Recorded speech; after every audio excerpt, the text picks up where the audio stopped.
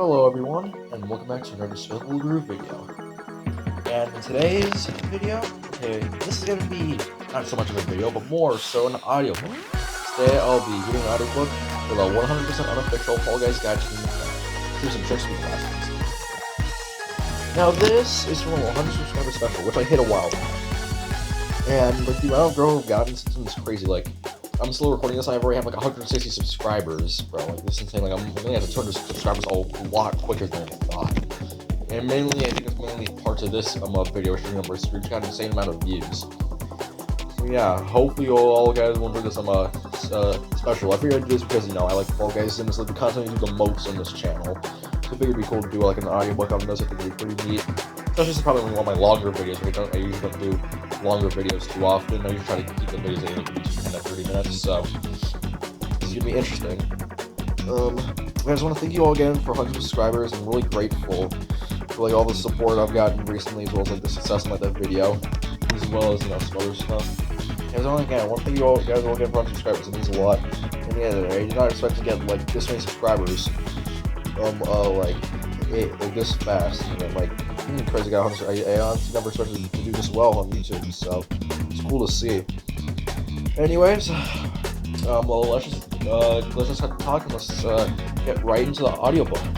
So yeah, let's start it. 100% unofficial. Fall Guys Guide to Winning the Crown. Contents. Alright. Welcome to Fall Guys. In Fall Guys, you enter a series of colorful and chaotic minigames. Competing online against others, some players are eliminated each round until a winner is found. It's very easy to pick up, but it's not enough just to be able to complete each round. You have to do it better than the rest, and you'll be up against players who know every step of these minigames. Get into the colorful chaos. Any tips you pick up can give you the edge, so with the help of this book, you can become master of the beans. Victory can be yours. Fall Guys was developed by the London-based company Mediatonic. It combines elements from game shows like Takashi's Castle and Wipeout, playground games like Tag and Red Rover, and computer games like Mario Party to create an online multiplayer experience like no other. Getting hooked on this game is a slippery slope. Weird new worlds are added all the time.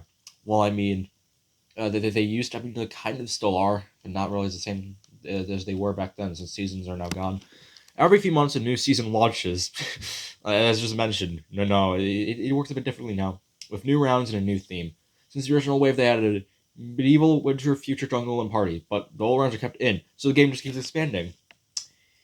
I know this isn't as much of an issue as it was back during SS2, SS3, and SS4, but vaulting. So yeah, and you can tell there's we'll talk about this a little more in the outro, but this stuff in the book, some stuff in the book is a bit outdated. There also have been several crossovers, allowing you to obtain costumes for your avatar based on Sonic, Among Us, Cuphead, Godzilla, Little Big Planet, and more. Feel like a mug? Your bean. You play as a cute little bean, but with up to 60 beans playing at the same time, it's helpful to stand out from the crowd. Faceplate, hands for grabbing, a round body for rolling, and short legs for tumbling. At the start, you can choose your beans' colors and pattern. You can change them at any time, and you can earn new ones as you go. Some rewards for progress. Some can be bought with in-game currency, crowns, and kudos. I guess now Showbucks and kudos. You can also collect costumes. If you think they look ridiculously impractical for tackling an obstacle course, you're absolutely right. The creators of Fall Guys were inspired by an old British game show called It's a Knockout, where the contestants had to race in oversized foam costumes. Get a quick break. My hand. Alright. How to play. You can choose to play solo or as a 4-person squad. There are also duo and trio challenges, as well as limited time special shows. The gameplay is simple. There are just 4 basic actions. The main 2 are run and jump. You just gotta move. The grab function comes into play in a lot of rounds. You can use this to grab onto certain movable objects, capture a ride on a swinging trapeze, hang from an edge and climb up, snatch something from another player, or even hold on to another player to stop them from moving. Tiny hands can grab big things. Throw yourself around. The dive function can be very handy. You can use it to dodge obstacles, extend your jumps, or even leap over the finish line. Let's see here. When you start a tournament, a round will be randomly selected, which will depend on how many players are involved. Every tournament starts with 40 to 60 players, so a race will usually come first, because those are the ones that involve the largest numbers, falling into a new tournament. Got off to a good start. Are you out or still in? After every round, a certain number of players will be eliminated. How many varies depending on the round. Sometimes the first 70% of players to finish will go through and the rest will be knocked out. Sometimes all the ones who survive the round will go through. Sometimes you'll be pitted against one other player and have to knock them out. Then another randomly selected round begins. These rounds fall into different categories. Race. Get past different obstacles and make it to the finish line. Falling sets you back to the last checkpoint. Survival. Stay in a dangerous environment. Falling eliminates you. The one who survived to the end go through. Hunt. Carry out a specific task, such as bursting bubbles or hitting buttons. Qualification is usually points based. Logic. Memory games where you must find a safe place to stand based on the information you're given. All survivors qualify. Team. Players are randomly put into 2, 3, or 4 teams and play against each other. The winning team goes through, some or all of the others may be eliminated. Final. The rounds may take any of the above forms, but at the end, there will be a winner. Race. Tundra Run. Getting through this ice-themed race is no big deal with our tips. This race has several different types of obstacles, but none of them are too challenging. Take the easiest routes, and you've got a good chance of qualifying. The players who fail are often the ones who are impatient and try to take it too quickly. Game tips. 1. Don't worry too much about the snowballs replaced by fruit in some variations. You shouldn't have problems dodging those. Focus on avoiding other players who can easily get in your way when rushing through the narrow passages. 2. The section with the punching gloves has much easier but slower paths around the sides. If you try the middle route, be aware of which gloves have been most recently punched, because those ones are less likely to punch again while you're on them. 3. Slope with a moving fan at the top has a block on either side. Run over to one of these blocks and get on the other side of it. This will stop you sliding down when the fan passes. As soon as the fan has moved away, run up the slope. 4. Make a running jump onto the big moving fan. If you try to do it with a standing jump, you're unlikely to get far enough. This makes it more difficult to time your jump, so get to know the movement patterns of the fan and the obstacles. Middle route or side route. Stat attack. Number of players, 40 through 60. How many qualify, 70%. Max length of round, 3 minutes. Introduced Season 3, and its difficulty rating according to the book is 1 out of 5. Don't get blown off course. Is it cold in here? Yes, very. Top tip. Diving while in the air can help you reach the finish line here. Race. Dizzy heights. This course of rotating discs will make your head spin. The main sections of this course are made up of spinning discs. The most important thing is to always run in the direction while the disc is spinning. Even after going a short distance, takes ages when running against the spin. And it's always quicker to let the disc take you back round. Okay, take cover behind the blocks. Go with the arrows, not against them. Stat attack. Number of players, 40 to 60. How many qualify, 70%. Max up the round, 3 minutes. Introducing the beta version of Fall Guys, and according to the book, the difficulty rating is 2 out of 5. Top tip. There's a hidden gap before the final set of discs. Don't fall down it. Game tips. You can simply run from one disc to the next in the first area, but it's easy to mistime this and get carried back around, so jumping is safer. The second set of discs have gaps between them and have to be jumped. 2. In between those 2 sets of discs, you'll find a slope where cannons fire colored balls at you. It's better to stick to the middle 2 channels. They have 2 side areas where you can duck into for protection, whereas the channels at the edges only have 1. 3. If you've played a course before, you may think the intro isn't worth watching. Wrong. You can use it to check for variants, since additional obstacles may be placed in the course. In this case, you may find rotating beams or pendulums. 4. During the intro, you should look out for which way the final disc in the second set of discs is turning. If it's going clockwise, take the left path through the discs. But if it's counterclockwise, take the right path. Race. Freezy Peak. This one's vaulted, but still I wrote it in the audiobook, so you'll need to be in peak condition to get through this race. This Arctic-themed race has several different paths through it, and the first one will depend on your spawn point. Some of the paths featured horizontal boxing gloves, while others have vertical ones that punch up from the ground. The final section is a race to the top of a tower. Game tips. 1. When walking through the horizontal boxing gloves, keep to the middle. This can be tricky if lots of players are around. And watch the pattern of the gloves as they punch. The vertical ones also have a pattern. Great support from the fans. 2. The next section also has multiple routes. Some force you to run up a backwards conveyor belt while a cane fires at you, but these are slow but straightforward. The others have fans that blow you onto slingus flinguses, which can be trickier. 3. The second of the two fans that carry you up to the spiral chute can be hard to hit correctly, so it can pay to stop before it. Just make sure you get the right angle and there are no snowballs coming. I've got a mountain to climb, literally. 4. On the chute, you can choose to either walk on the left and dodge snowballs, or on the right and dodge boxing gloves. The gloves are easier. Wait for each one to punch and go back in. Then you'll just have just enough time to get past before they punch again. Top tip: dive to reach the final platform. Your guy, this boy, will cover faster. Stat attack, number of players 21 to 40. How many qualify 60%? Max length of the round is 5 minutes. It was introduced in Season 3, and according to the book, the difficulty rating is 3 out of 5. Also, not feeling the glove, indeed. Alright, now we got Fruit Shoot. You must be a real Nana if you don't love this piece of a game. I guess it must be a real Nana then, because this is my least favorite Fall Guys round. It sucks.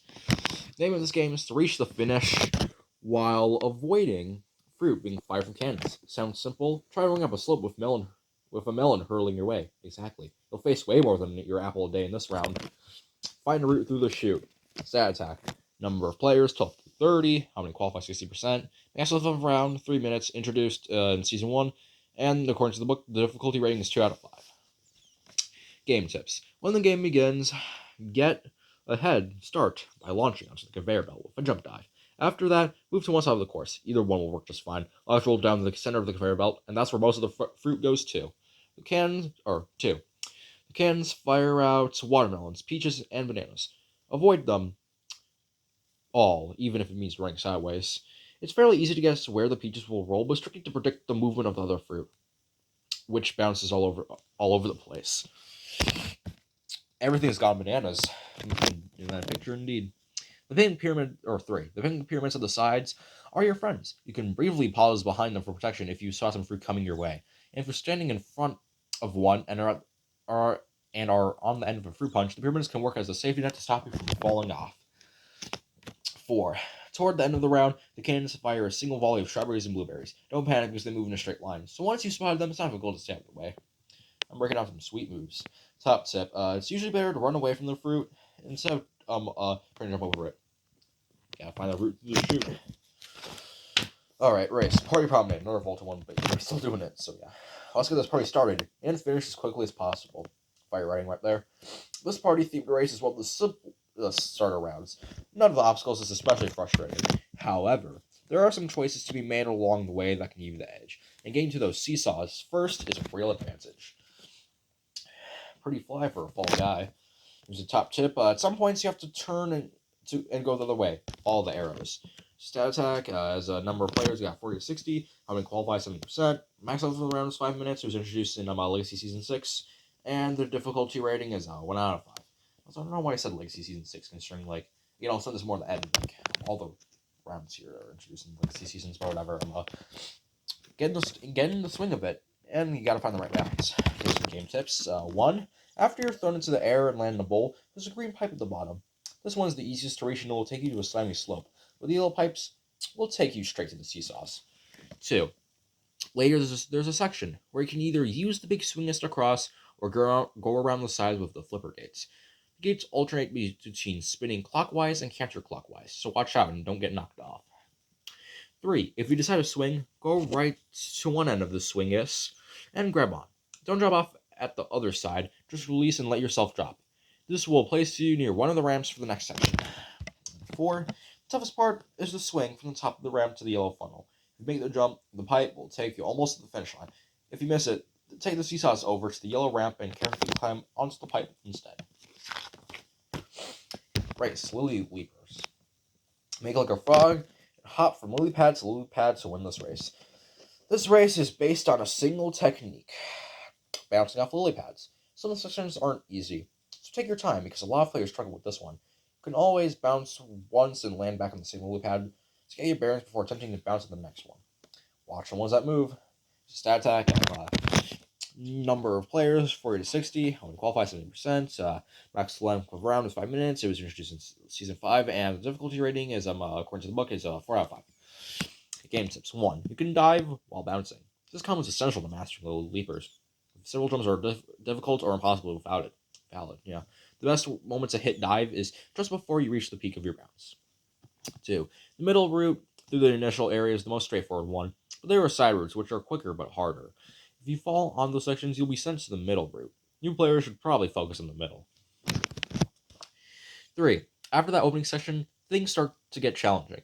There are lily pads on the ground that move, and you must bounce in them in order to get to the ones that are moving in the air. Wait for them to move close to each other before jumping. And 4. Final section has angled lily pads that need to be hit perfectly to send you on to the next one. Side routes are slower but easier, so unless you're a lily pad ninja, they're definitely the best option. Top tip, bouncing on the edge of a lily pad rather than the middle launches you away from it. And you got full throttle towards the finish line. And if you hold down, you can bounce back. Okay, right, it's Night Fever. You can be king of the castle in this medieval-themed race. Night Fever is full of sharp, pointy thingies, but the main obstacles to watch out for are the drawbridges just before the finish line. They seem simple enough, but timing is everything. This race has lots of potential variants, including extra axes, seesaws, blizzard fans, and big yeases. Who's for the chop? Stat attack. There's a number of players, 40-60. How many can qualify? 70%. Max length for the round is 3 minutes. It was introduced in Season 2. And the difficulty rating is 3 out of 5.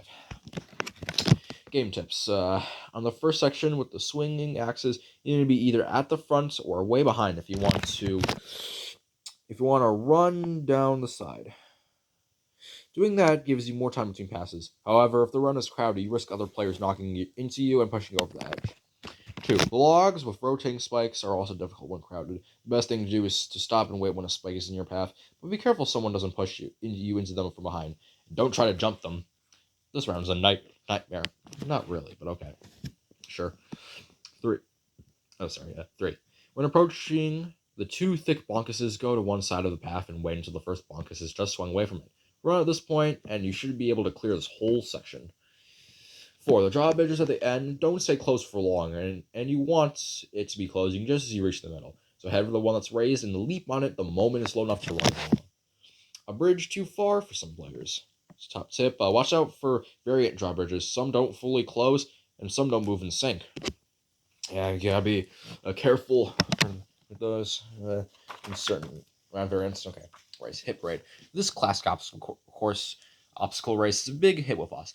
One of the earliest and easiest races, Hit Parade is also one of the shortest. None of the sections is especially long or complicated. If you work out your strategy and stick to it, this one shouldn't pose you too many problems. Watch out for variants of this round and get into the swing of things. Also, diving can help you on the final slope. Top tip, if you get the swing discs, don't try to use them for extra speed. Hop over them if you can. Discs or game tips. 1. First of all, don't worry about the beams you have to run across and hop between. If you drop down and run the slope, you lose little or no time and you won't have to contend with the hordes of other players on the narrow beams. Yeah, especially with dive sliding. Honestly, dive sliding is actually kind of a little quicker compared to using the beams, not gonna lie. 2. Before you reach the revolving doors, pick a side and go that way. The center is slower in this case. Watch the movement of the sliding wall at the end. If you get there too late and the wall blocks your path, just wait for it to open again. 3. Take it steady on the section with the pendulums. They're not hard to avoid if you watch them and stop when necessary. Getting through the section without being knocked into the gutter will usually be enough to qualify. 4.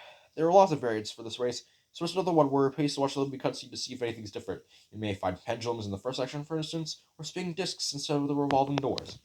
Stat attack, the number of players is 40-60, how many can qualify, 7%. Max length of the round is 3 minutes. It was introduced in the beta version of Fall Guys, and according to the book, the difficulty rating is 1 out of 5. Full tilt. Don't let your mood dip if you can't win this one. Use our tips. This is one of the most frustrating rounds in the Fall Guys. It's also made up of 360-degree seesaws that can tilt in any direction.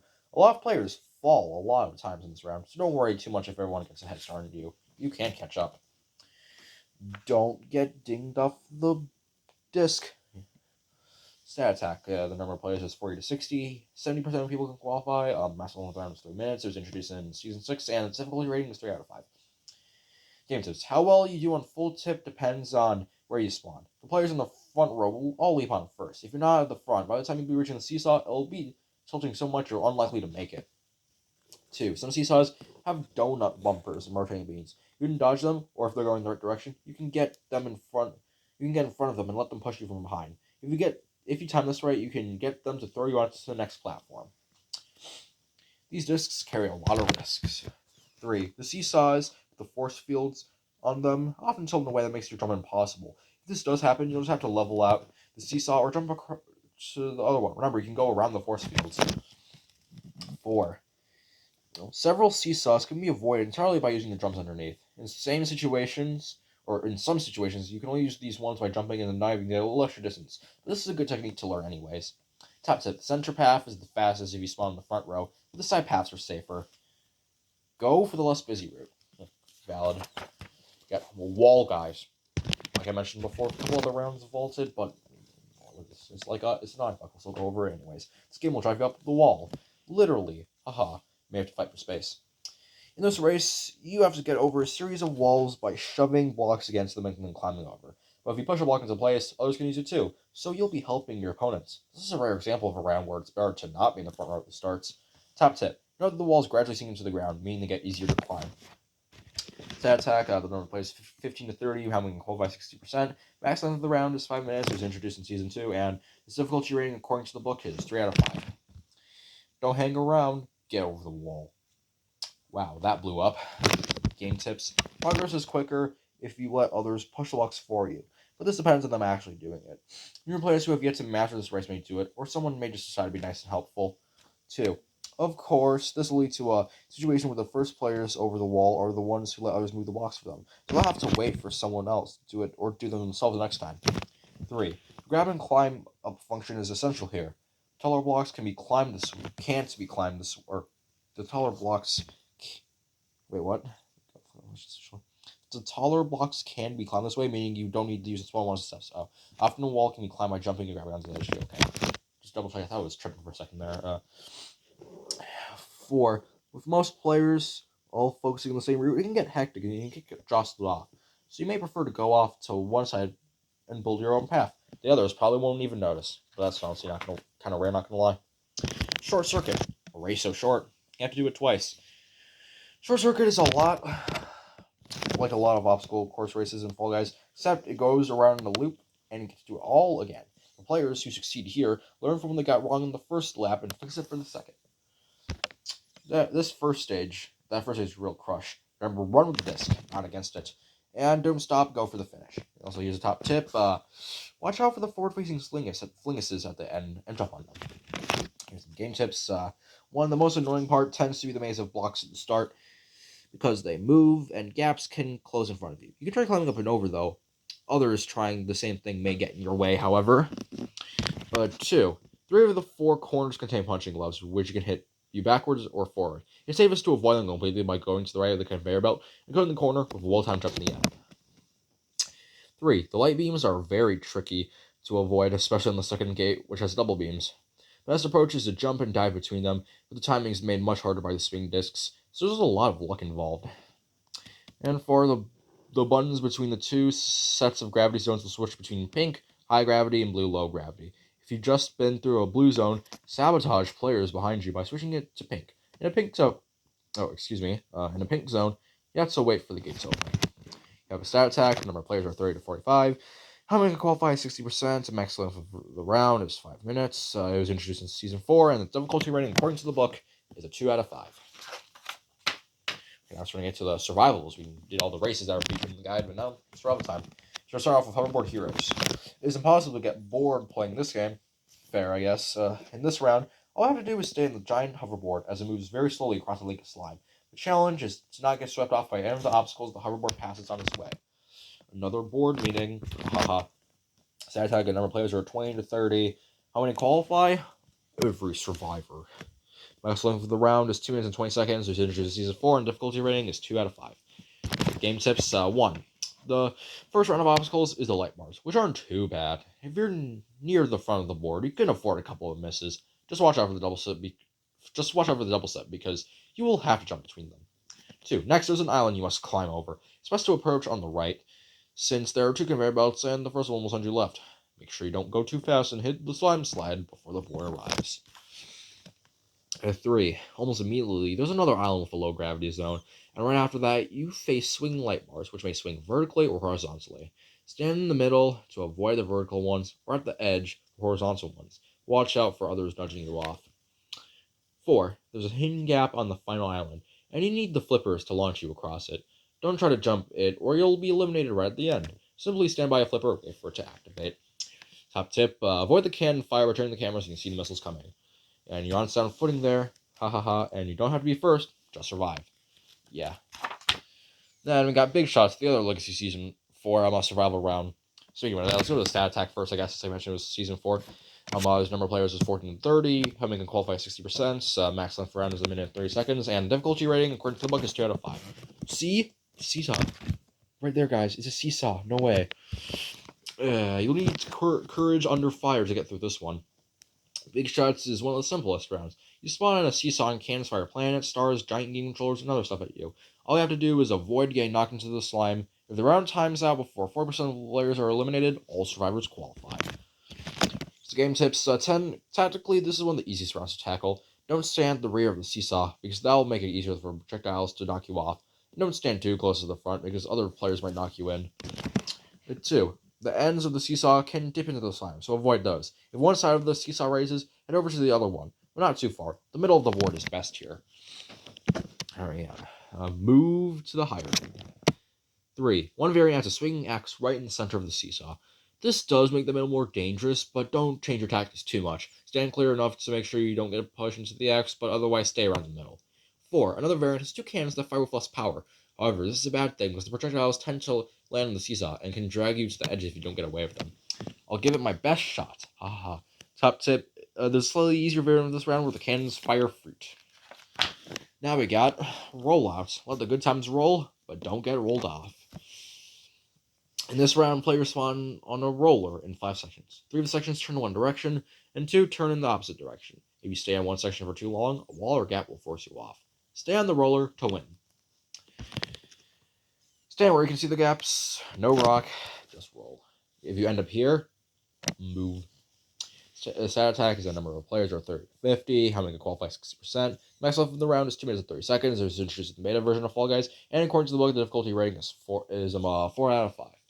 And a top tip is that there's also a race version on this round, roll on and final, roll off. But I guess this is a bit of a spoiler, but they're not in the book, but they do exist. The book's just making sure you know that. And game tips, one, make sure your camera is positioned so you can see what's coming up on your own roller and the nearest one. If you can't see the apps coming, you'll fall into them. A slightly sideways and downward view is helpful. 2, it's best to pick 2 rollers and hop between them. Hanging around the border between 2 rollers makes it easier to move quickly. And stay away from the middle roller. It's often the busiest with people pushing each other off. 3, by sticking to 2 rollers, you can learn what obstacles are on them and use the same techniques to avoid falling into the qualify. Be careful if you get the variant where giant fruit are fired on the roller. And 4, because of the roller's movement, jumps can be hard to judge, so don't take risks. This is good advice on any survival round. You don't need the edge on other players. You just have to not fail. Survival, stomping ground. No ifs or buts. You've got to avoid getting headbutted out. In this survival round, players spawn in a circular arena with 3 rhinos and pens. When the rhinos are released, they'll randomly charge at the players who must avoid being knocked out of the arena. All players who manage this qualify for the next round. Living on the edge.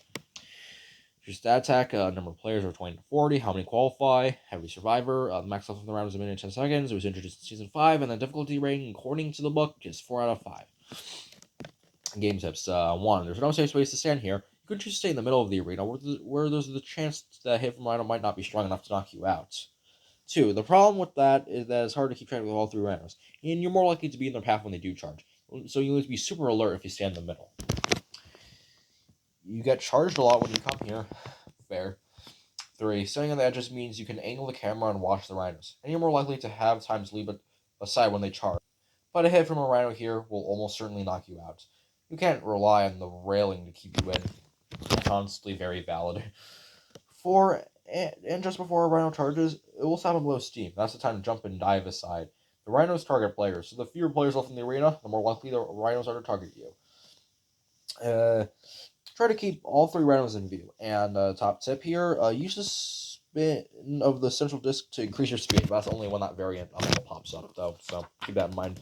Now we're already done with the survival rounds, and now we're moving on to the hunt rounds, starting off with button bashers. When push comes to shove, you need to hit more buttons than your opponent. This 1-on-1 round is like whack-a-mole. You and another player are dropped into an arena with buttons on the floor that switch force fields, gravity zones, and blizzard fans on and off. One of the buttons lights up yellow, and the first to hit it scores a point. Go for the middle button first. Top tip, the center button is always the first to light up in every match. Dive on the button if you need to, and keep as many buttons in view as you can. Alright. Okay, 1. Game tips 1. Yeah. Bleh. The center button can only be reached if one of the others is activated by using the force field platform to walk up, or the fans or low gravity to aid your jump. The buttons switch these features on and off whether they're lit up or not. 2. Using the camera is really important in this round. You need to look around the area quickly and spot which button is lit up. As soon as the button is pushed, whirl that camera around and look for the next one.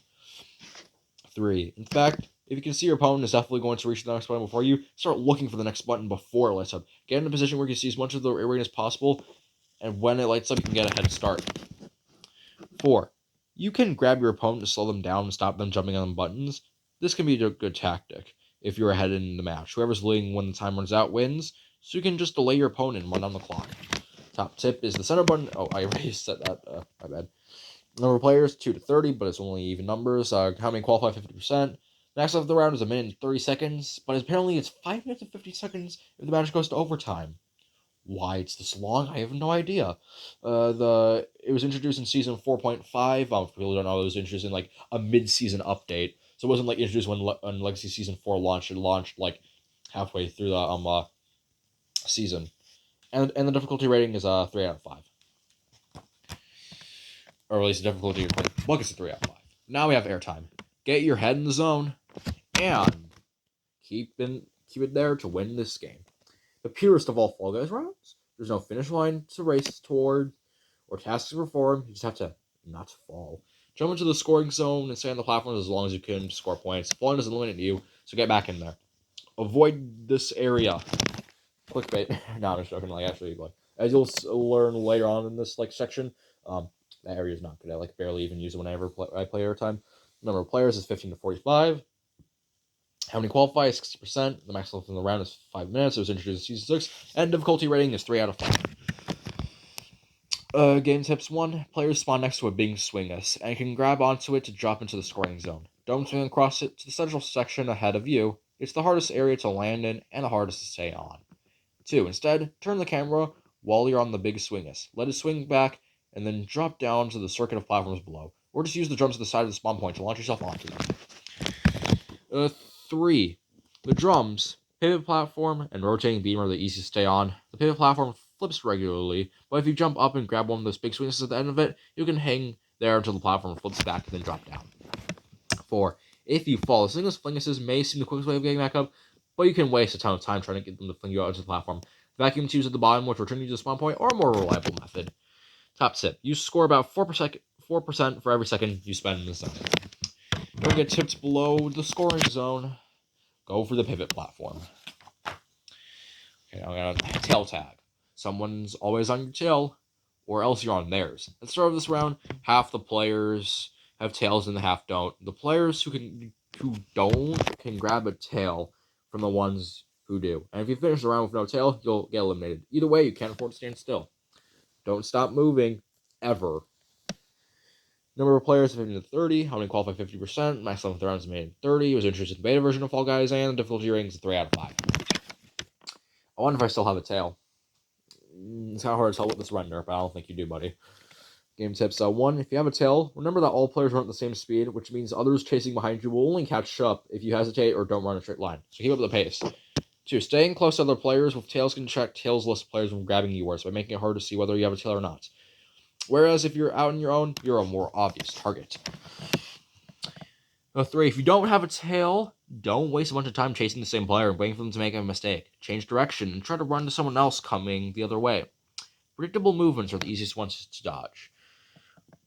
4. There's a team variant of this round in which all the players are randomly divided into 4 teams. This is easier to get through than the regular tail tag, since the 3 highest scoring teams qualify for the next round. And target those tails. Here's a top tip.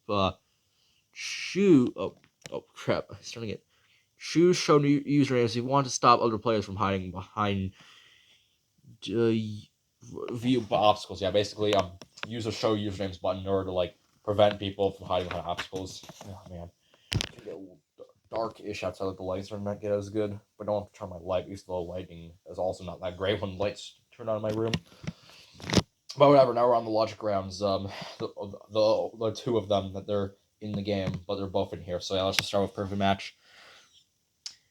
A fruit-themed memory game that'll put your brain to the test. These logic-based rounds are super stressful because they require you to do several things at once. You must remember, or you must memorize things while moving around the arena and making sure other players don't push you off the platform. Stay as calm as you can. None of these tasks are difficult on their own. You know what? Screw it. I'm starting to have a little bit of trouble reading, especially when I'm starting to record. So now the lighting is a bit better. Hopefully, it's just like the main reason I don't like this lighting is because you can see like the shadow of me record my tablet. I don't know. I just don't like it. I don't know. So yeah, hopefully you can see a little better even with the annoying shadow. Anyways, remember one of each fruit. A different way of picking up fruit. Top tip: don't just follow everyone else to a tile. They might be wrong, although they are usually right. But again, there are those times though. There are those times. In the first stage, tiles will flash with images of fruits. Find a good position to see as much of the grid as possible. Try not to turn around. It's easy to target which tile is where if you're looking at the grid from different angles. 2. The rounds get more difficult as it goes on. In the first round, the board will usually be filled with pictures of 2 different fruits. But the second will usually have 4 different fruits, and the third will have 6, meaning there are fewer safe squares. 3. The tiles will go blank and a fruit will appear on the screen. You need to move it to a tile that had that fruit on it. So don't try to memorize the whole grid. 1 tile for each fruit is enough, and ideally they should be next to each other.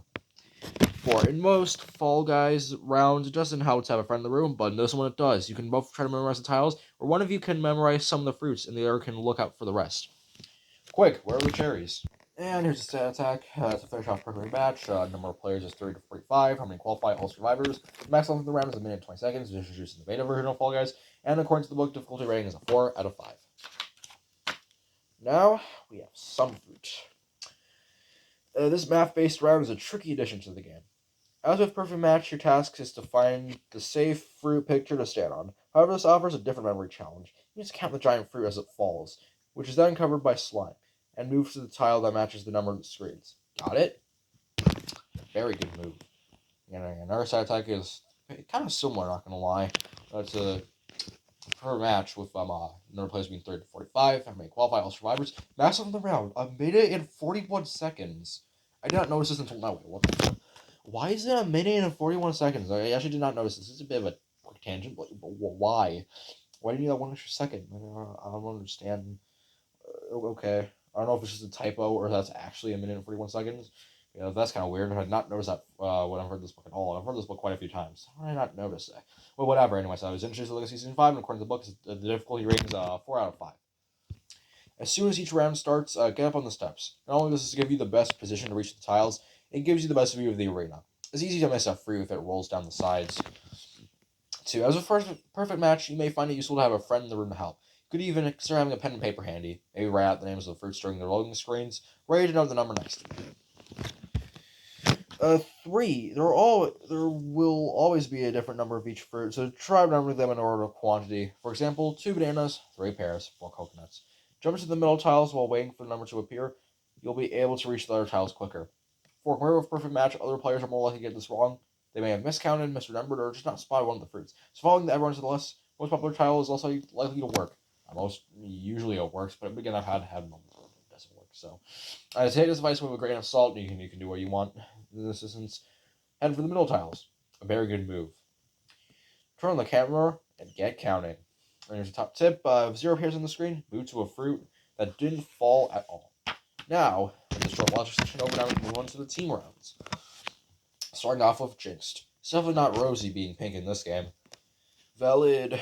In this round, all players are split into 2 teams. At the start, 1 player from each team is Jinxed and has a pink haze around them. These players must run around tagging unjinxed players while the rest try to avoid being jinxed. The last unjinxed player wins it for their team. It's up to you. Get them. Game tips. 1. Game this round can really mess up a tournament for good Fall Guys players, because it all comes down to 1 player managing to avoid getting jinxed. If the whole team works hard, you have a chance. Stat attack. Actually, no, wait until game tips. 2. If you start off Jinx, it's important to work hard for the first few seconds and give your team a good start, because you'll be the only one doing the jinxing. Once others get jinxed, your role is also essential. That's crazy. 3. The more players on a team to get jinxed, the more players that team has to hunt down unjinxed opposition players. So the game is harder for whichever team is in the lead. This means a round of jinx is usually very close. 4. If you avoid getting jinxed, you can try running with others of your team who have been jinxed. Opponents may not notice you don't have a pink cloud around you, but this can be risky since your teammates won't be staying away from the other team. Here's that attack. Number of players are 30 to 50, only in even numbers. How many can qualify? 50%. Max length of the round is 5 minutes. It was introduced in the beta version of Fall Guys, and the difficulty rating is 3 out of 5, according to the book. Top tip, don't focus too hard on one area. You don't want to lose this because one being hit in a corner. Just my luck to get this round. It's up to you. Get them and find someone to jinx. Quick. Team, Penguin Pursuit. Grab one of these slippery seabirds and hold onto it for your team. In this round, all players are split into 3 teams, 4 to 7 players on each team. There are also 3 penguins, which you must try to grab. You score a point for every second you keep hold of a penguin. The 2 teams with the highest score qualify. Thereafter, your penguin, run away. Top tip, turnstiles, hammers, and anything knocks you over will make you drop your penguin. Don't get grabbed. Yeah, you definitely don't want to get grabbed in Penguin Pursuit. 1. For game tips, 1. The obvious way to play this round is for everyone to focus on chasing down the penguins. Either trying to grab the ones who are free, or trying to grab your opponents to make them drop theirs. However, if one or more of your penguin teammates already has a penguin, you may prefer to focus on frustrating the other team's attempts to take it by grabbing them. Don't spend too long holding back one player. Keep following your teammate and protecting them. 3. Don't forget, you don't need to win. Just not finish last. So focus on taking penguins from the team in last place. If you're in last place, focus on the team in second because you need to overtake them, not the winners. 4. Be aware that if the bottom 2 teams are tied when the timer runs out, 15 seconds of overtime will be played, and then another 15 seconds until one team edges ahead. That's crazy. The stat tag is a number of players, total of 21, only multiples of 3. How many qualify? 67%. Max level for the round is 2 minutes. Introduced in season 3, and the full rants were 5. Just quick rants, but you can skip ahead if you want, if you don't really care, if you just want to listen to the audiobook. I remember when this round used to be super rare, back in the day, back during that SS1 through 4, I want to say. This round used to be super rare, and people used to have how this was one of the rarest rounds. I remember kind of so hyped when I actually got it, a couple of times I did during the SS days, but anything with vaulting, they kind of toyed with this rareness, and nowadays it's a lot more common. I think it's one of my favorite team rounds, probably my second favorite. That's behind Team Tail Tag. So I'm actually kind of glad it's a little more common. But it's kind of crazy how this was pretty rare back in the day. I don't know how it was in the legacy seasons, but during SS1 especially, it was really rare. Anyways, rock and roll. Your role in this round is to get the ball over the finish line. In this round, you're split into 3 teams and must roll a giant ball through an obstacle course, down a slope and into a goal. The first 2 teams to get their ball over the line qualify. Initially, you're all stuck in your lanes, but in the final stretch, you're all together. You're better off in the middle. 1. The importance of this round is that final lane, because at that point, you can cross and interfere with the other team's progress. If you can get there ahead of their teams, you'll have a big advantage. 2. Some of you need to rush or push the ball from behind. Others need to go for the sides to direct it. Don't grab for the ball. It doesn't help, and you'll usually end up grabbing one of your teammates, pulling them back. 3. You'll often see one or 2 teammates run on ahead. This isn't because they can't be bothered to help roll the ball. They're going to hold up other teams if they get to the final lane first. If you don't see anyone else doing this, go for it. When sabotaging other teams, remember only one team will be eliminated, so focus on holding up the team that's furthest behind. It's also easy to hold a team that's coming from the sideline. You can push their ball against the wall. Here's a stat attack. The number of players is 15 to 30, multiples of 3 only. How many qualify? 67%. Max left the round is 3 minutes. It was introduced in the beta version of Fall Guys, and difficulty rating according to the book is 3 out of 5. The top tip is watch out for the variant with moving donut bumpers. Push, don't grab, and keep the ball on course, straight as you can. Yeah, fall ball. Glad we don't have to use your tiny feet. Yeah, imagine Fall Guys said kick. The goal is obvious in the soccer style round. The Fall Guys version of soccer is a bit like Rocket League without the cars. There's a giant ball and giant goals. However, there's also another ball, which complicates things. There are variants of this game where the soccer ball is replaced by a football, a banana, or a golden egg worth 5 points. Keep your eyes on both balls. And your stat attack, the number of players is 8 to 20, even numbers only. I mean, qualify is 50%, max length of the round is 2 minutes. It was introduced in the beta version of Fall Guys, and the difficulty rating is a 3 out of 5. Oh, jeez, this book is oh man, I'll start holding this page again. Okay. Game tips. 1. Real-life team sports rely on communication and all the members of the team understanding their roles. There's no chance for that in Fall Guys. We still need to make sure some of you defend while some of you attack.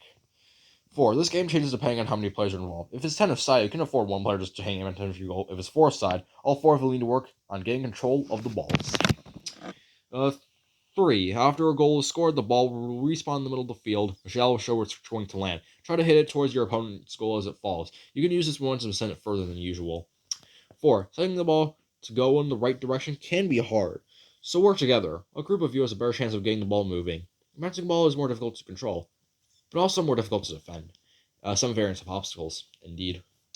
And the top tip is if a penguin appears, ignore it. You can't use to score points. Ignore that rule. You go for the penguin always because penguin and Bert epic. This is the worst top tip out of this book. Right now we're finally on the finals. Then we have Peak Temple. Lost Temple. Sorry. Navigate this labyrinth of fake doors to claim victory. This final round drives a lot of players crazy. You must make it your way through a series of rooms containing obstacles you'll have encountered in other rounds, and a mix of real and fake doors. The rooms are random, and so are the fake doors, so you can't learn the path. Anyone try that door? I don't know. Say attack is number of players from 2 to 15. How many can qualify? 1. Maximum round is 5 minutes. It was introduced in season 5, and difficulty rating is 5 out of 5. Just to note that for all the finals featured in this book, they're all 5 out of 5 difficulty wise. Because they're finals, I guess. Sure. Okay, if you play Gate Crash, which isn't in this book for some reason, but whatever, you'll know it's important to watch other players. If you see them run into a fake door, go for one of the others. If you fall behind in this round, don't worry, you'll probably get a chance to catch up. So rooms in the middle of the map have a higher chance of the real door being left to right, because the game is programmed to stop players getting forward too quickly. At the edges of the map, try the front door first. 3. The route never takes you to a dead end, and never creates a closed loop. So try to remember where you've already been. Because if you can see a door that leads to a room that you've passed through, it will be a fake. 4. The last 2 rooms aren't random. One is a series of conveyor belts leading you to a real door, which takes you to the final room. This contains the crown, which is above a pair of lily pads and moves from side to side. Who knows what's real and what's fake? Indeed. Top tip: jump into the doors. Don't walk through them. There's a small step at the base of each one. If it's a fake, turn quick. Indeed. And got another crown-grabbing one. Fall Mountain. Keep your eyes on the prize and on the balls, trying to knock you down. This classic final round works exactly like a race round, except only one can win it. By this stage, only top players will still be in, so you can't afford to make any mistakes. So near, and yet so far. The top tip: if there's a low gravity zone, avoid jumping inside of it. Don't just stand there, move. That's probably like for all Fall Guys rooms, but okay. Don't flip out now. Game tips. So 1, definitely watch the opening cuts and check what's ahead. There are several possible variants of this round. For instance, sometimes there are conveyor belts at the sides. If they're there and you spawn on one side, use them. 2, the hardest part of this round is dealing with the balls. They are random and you can't plan for them. Angle your camera upwards to help you see them coming. When you get further up, use the diamond blocks as cover. 3, there are hammers on the final paths to the top. If taking the right path, go to the left of the hammer. If taking the right path, go to the left of the hammer. If taking the left path, go to the right side. Timing is still tricky, but going in the same direction. Going in the same direction as the hammer helps. Okay. And top tip: if there's a low gravity zone, I already said that, but okay.